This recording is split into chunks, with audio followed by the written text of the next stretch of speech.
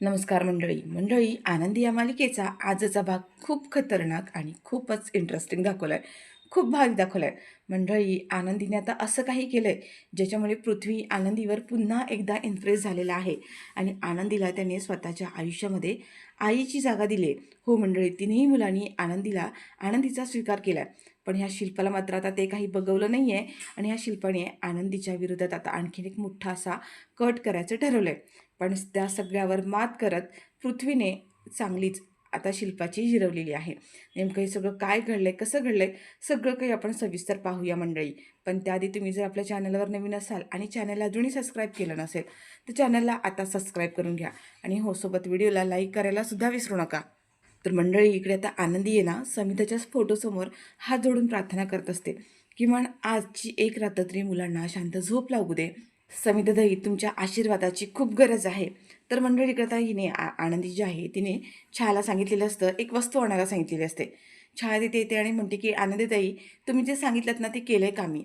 आनंदी म्हणते, मी जसं सांगितलं होतं तसं केलं ना? छाया म्हणते की हो, तसंच केलं आहे.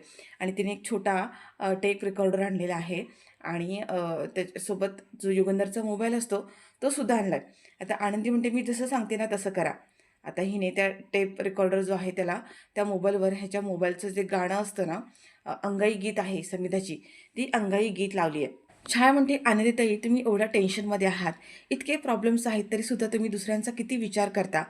आनंदी म्हणते की जे काही चाललं आहे घरामध्ये ना, ते माझ्यामुळेच चाललं आहे आणि ह्या घरामध्ये शांतता यावी ना, हीच माझी इच्छा आहे.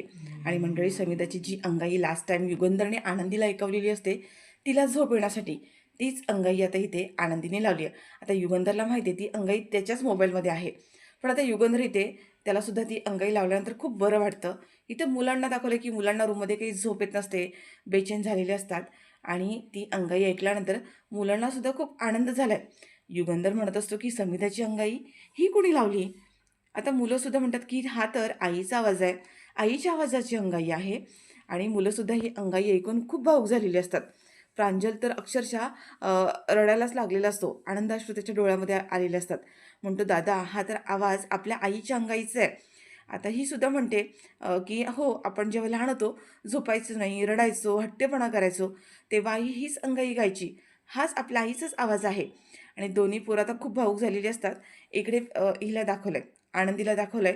आनंदी म्हणते, किमान समिधाताईंचा आवाज ऐकून, त्यांची अंगाई ऐकून तरी सगळ्यांना शांत झोप लागावी. आणि मंडळी, अगदी तसंच झालंय. ह्या समिधाच्या अंगाईच्या गाण्याने तिन्ही मुलं आता इकडे झोपायला गेलेली आहेत. ही तिन्ही पोरं झोपल्यानंतर ही छाया बघून येते आणि म्हणते की आनंदीताई, खरंच तुमच्यामुळे आज ह्या घरामध्ये शांतता आली. आनंदी म्हणते की माझ्यामुळे नाही, उलट ह्या घरामध्ये जे वादळ आलं ते माझ्यामुळे आलं आहे आणि आज घरामध्ये जी शांतता आली आहे ती समिधाताईंमुळे आली आहे. त्यांच्या या आवाजामुळे, त्यांच्यामुळे मुलांना शांत झोप लागली आहे. आणि ह्या घरामध्ये जर कायम शांतता राहावी, घर पहिल्यासारखं शांत व्हावं असं वाटत असेल ना, तर एक खूप मोठा निर्णय घ्यायची वेळ झाली आहे. त्यावर आता छाया म्हणते की आनंदीताई, नक्की काय म्हणताय तुम्ही? म्हणजे काय करणार आहात तुम्ही?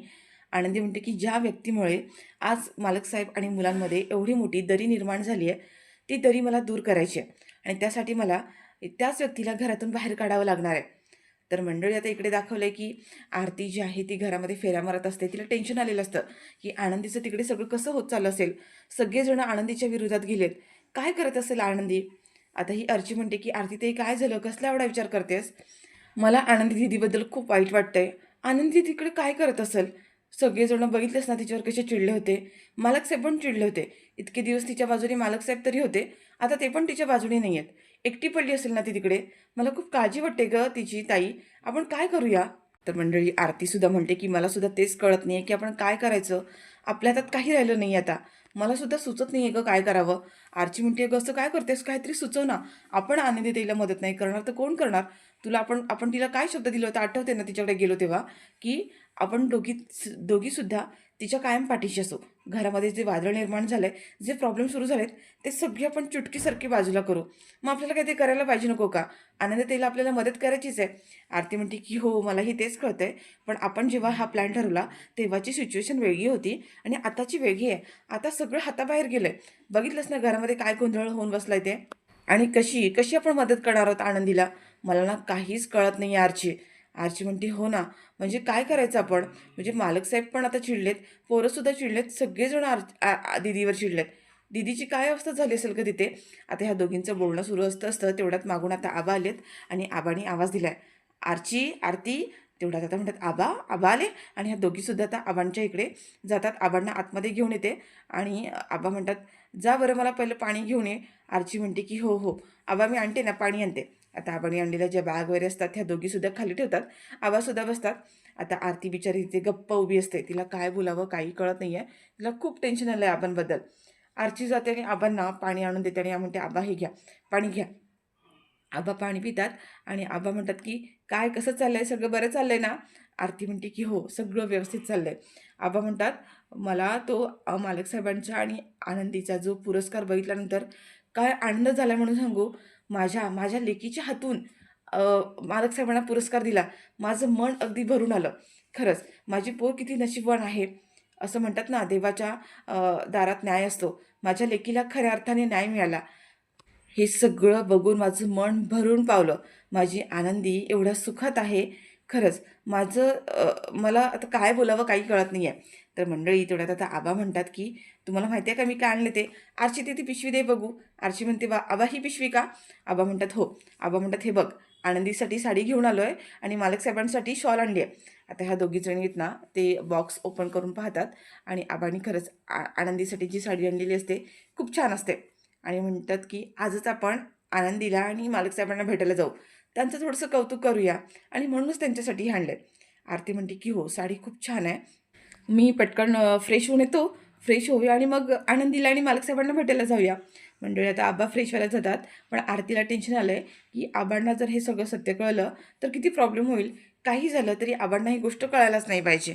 आबांना कळलं तर आबांना हा एवढा मोठा धक्का सहनच होणार नाही आहे. तर मंडळी आता इकडे दाखवलं ही तिन्ही पोरं जी आहेत प्रांजल, मिताली आणि पृथ्वी तिघंसुद्धा गाढ झोपलेले असतात. आणि तेवढ्यातच आता इथे पृथ्वीला जाग येते. पृथ्वी थोडा उठून पाहतो तर प्रांजल आणि मिताली दोघंसुद्धा शांत झोपलेले असतात.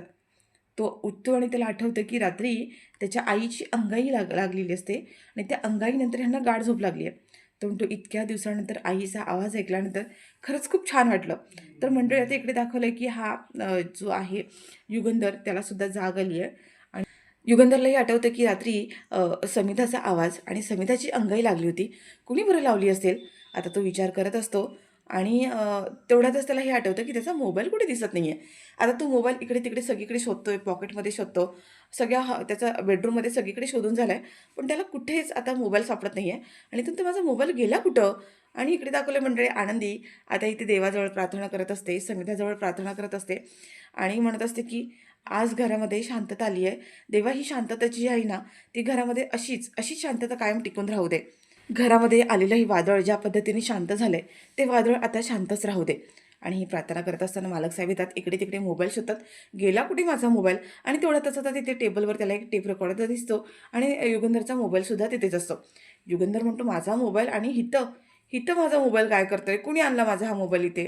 आणि त्याला कळलं की आता ह्या रात्री जे टेप रेकॉर्डरवर जे काही समिधाची आवाजातली अंगाई होती ती ह्याच्या मोबाईलमध्येच लावली गेली.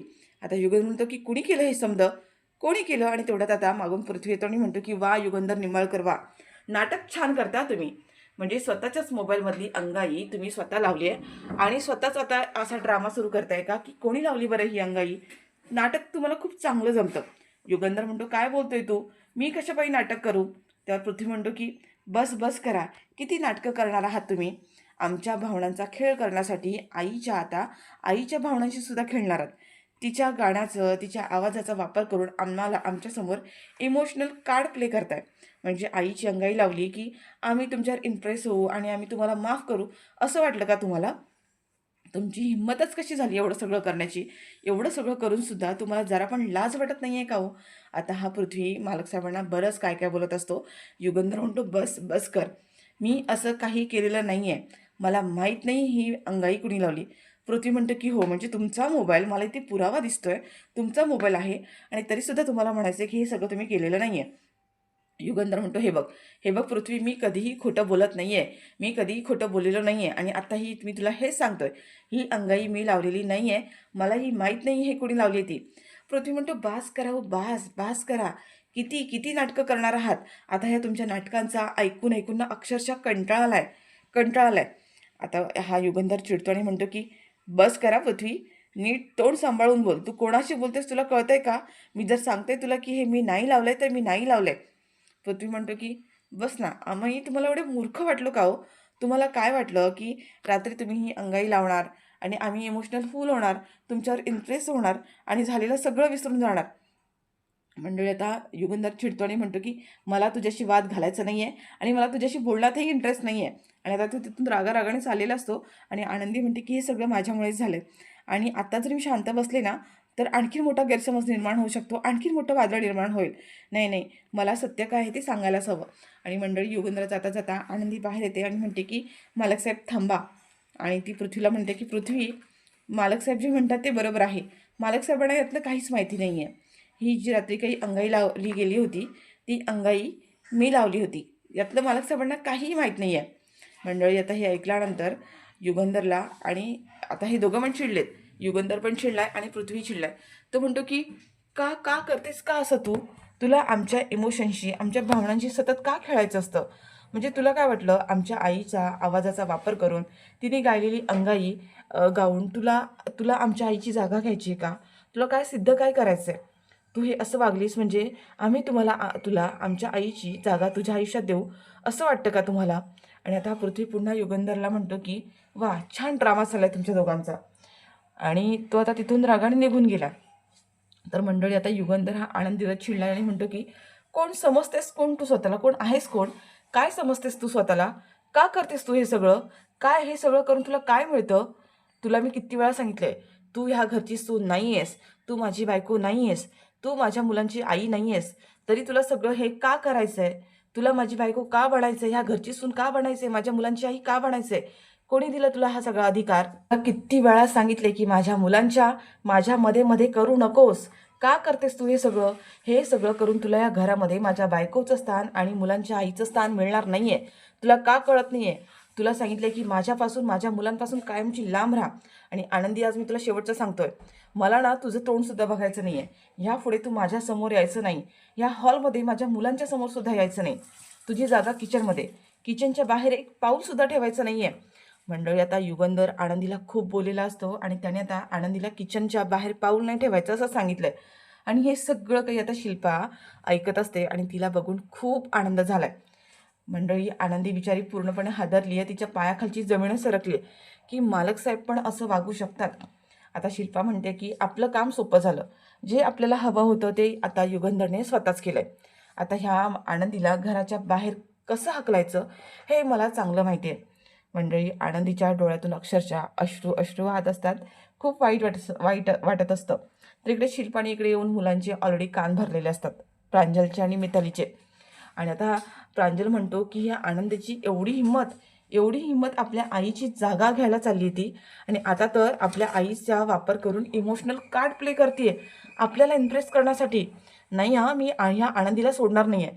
मी आत्ताच्या आता जातो आणि तिला जाऊन जाबच विचारतो. मंडळी तेवढ्यात आता हा पृथ्वी आतमध्ये आलाय आणि म्हणतो की नाही प्रांजल, तुला हे सगळं करायची काही गरज नाही आहे. हा मॅटर मी सोडून आलोय. आणि त्या आनंदीला तिची जागा दाखवली आहे. ती आता किचनच्या बाहेर पाऊलसुद्धा ठेवणार नाही आहे. तिला तिची जागा किचनमध्ये मिळाली आहे.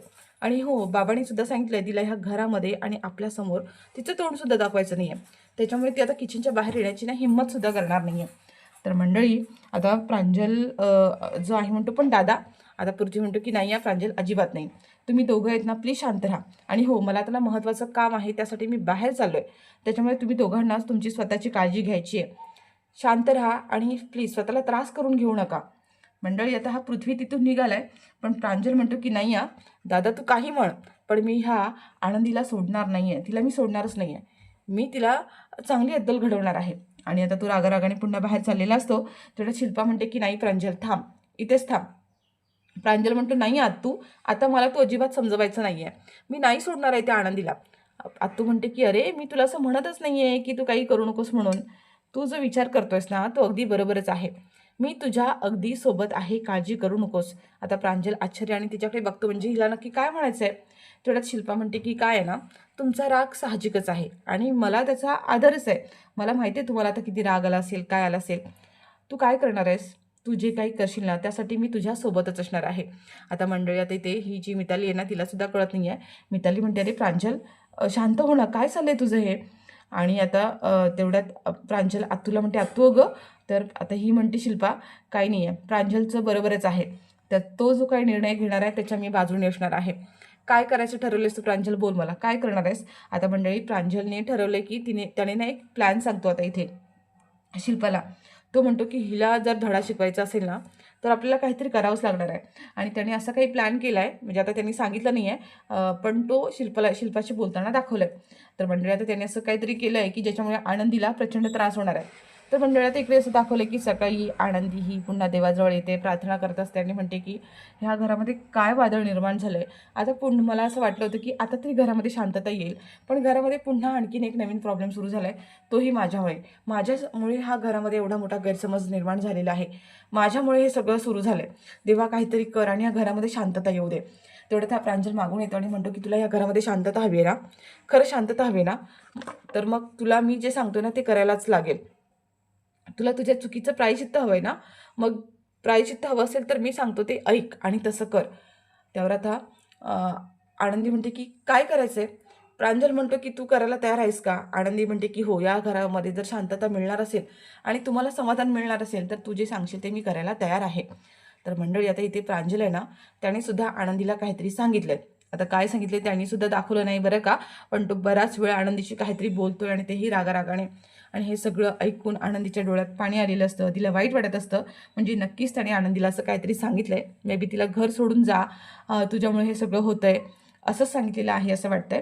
आणि शेवटच्या क्षणी तो हे म्हणाला आहे की तू इथून जाणार तर ही गोष्ट कोणालाही कळता कामा नये, कोणालाही न सांगता तू इथून निघून जायचं, इवन तुझ्या आबांनासुद्धा सांगायचं नाही, असं वगैरे वगैरे तू काय काय बोललेला असतो. तर मंडळी आता इथे आनंदीने ह्या प्रांजलची जी अट आहे ना ती मान्य केली आहे. आणि ते म्हणते की हो. प्रांजल म्हणतो की मग काय म्हणतेस, करणार की नाही? त्यावर आनंदी म्हणते की हो, तुम्हाला जर ह्या सगळ्यामुळे जर समाधान होणार असेल, मिळणार असेल तर मी ही गोष्ट करायला तयार आहे. आताही लगेच ही छाया म्हणते की आनंदीताई, तुम्ही काय बोलताय? एवढा मोठा निर्णय का घेताय तुम्ही? तुम्ही थोडंसं विचार करा. आता आनंदी म्हणते की नाही नाही, माझा निर्णय झालाय, मी हे सगळं करणार आहे. मंडळी सॉरी, छाया जी आहे ना ती छायासुद्धा घाबरलेली असते आणि म्हणते की आनंदीताई, तुम्ही असं का करताय? तुम्ही ह्या सगळ्यामुळे स्वतःला त्रास करून घेताय. आनंदी म्हणते की नाही, माझ्याकडून जी चूक झाली आहे त्याचं जर प्रायश्चित्त मला घ्यायचं असेल तर मला हे सगळं करावंच लागेल. आता प्रांजल तिथे उभा असतो आणि ॲटिट्यूडमध्ये आनंदीकडे बघत असतो, म्हणजे आता कशी आनंदीची जिरणार असं त्याला वाटत असतं. तर मंडळी आता इकडे प्रोमोमध्ये असं दाखवलं आहे की मालक साहेब हे रूममध्ये झोपलेले असतात आणि तेवढ्या तिथे आनंदी आली आहे. आनंदी आता मालक साहेबांना म्हणत असते की मालक साहेब, मला माफ करा, मी तुम्हाला न सांगता न बोलता काही न सांगता खूप मोठा निर्णय घेते, पण माझ्या या निर्णयामध्येच या घराचं, तुमचं आणि मुलांचं हित आहे. मी जोपर्यंत ह्या घरात आहे तोपर्यंत या घरामध्ये शांतता नाही राहणार आहे, हे मला कळून चुकलं आहे. आणि माझी या घरामध्ये जागासुद्धा नाही आहे, हे सुद्धा मला कळून चुकलं आहे. खरं तर माझी चूक झाली की मी एवढा मोठा निर्णय घेतला होता, पण नाही, आता मला माझी चूक समजली आहे आणि मी आता माझी चूक सुधारणार आहे. मंडळी त्या आनंदी जी आहे ना ती आता युगंधरच्या लांबूनच पाया पडते आणि म्हणते की मालक साहेब, खरंच मला माफ करा. आणि मंडळी आता इथे आनंदी समितेच्या फोटोजवळ जाते. समितेच्या फोटोजवळ हात जोडते आणि म्हणते की समितेताई, कायम या कुटुंबाच्या पाठीशी राहा, कुटुंबावर तुमचा आशीर्वाद राहू द्या, मुलांची काळजी घ्या, असं म्हणून आता ती आनंदी ना घराच्या बाहेर पडली आहे. मंडळी जाताना तिच्या डोळ्यामध्ये खूप अश्रू असतात, खूप रडत असते. तुळशीजवळ येते ती, तुळशी वृंदावन आहे, त्या तुळशी वृंदावनाचा आशीर्वाद घेते, तिच्या पाया पडते आणि खूप भावूक झाली आहे. आता म्हणजे आनंदी घर तर सोडून चालले, पण नक्की ती कुठे जाणार आहे? म्हणजे आता त्या प्रांजलने तर सांगितलं आहे की कोणालाही न सांगता कायमचं निघून जायचं आणि पुन्हा कोणाच्या आयुष्यामध्ये यायचं सुद्धा नाही, कोणाला तोंडसुद्धा दाखवायचं नाही, असं बरंच काय काय सांगितलेलं आहे. आणि हेच नाही तर इवन तुझ्या आबांच्यासुद्धा घरी जायचं नाही आहे, कारण तू आबांच्या घरी गेलीस तर पुन्हा मालक साहेब तुला घेऊन येणार वगैरे, असं असं असं असल्यामुळे आता आनंदी नक्की कुठे जाणार आहे? एवढा मोठा डिसिजन तिने घर सोडण्याचा घेतला आहे, ती काय करणार आहे? हे सगळं मंडळीनं आपल्याला उद्याच्या भागामध्ये पाहायला मिळेल. तर मंडळी आता आनंदी इथून घराच्या बाहेर तर पडली आहे. घराच्या बाहेर पडल्यानंतर ती तुळशी वृंदावनाजवळ गेली आहे. तिथे गेल्यानंतर ती आशीर्वाद घेते आणि तिथून आता पुढं चालली आहे. तेवढ्यात आनंदीचा पदर पाठे अडकतो. ती मागे वळून पाहते तर तो पदर तुळशी वृंदावन जे आहे ना त्याच्यामध्ये जाऊन अडकतोय. आणि मंडळी या गोष्टीवरून आनंदीला एक गोष्ट कळतं की समिताताई त्यांचा इशारा आहे किंवा त्यांचं असं सांगणं आहे की आनंदी बाबा तू हे घर सोडून जाऊ नकोस. आनंदी म्हणते की हा समिताताईंचाच काही संकेत आहे का, त्यांना काही मला सुचवायचं आहे का, मी घर सोडून जाण्याचा जो काही निर्णय घेतला आहे तो योग्य आहे ना, तो त्यांना मान्य नाही आहे का. मंडळी आता इथे थोडीशी आनंदी गोंधळलेली आहे.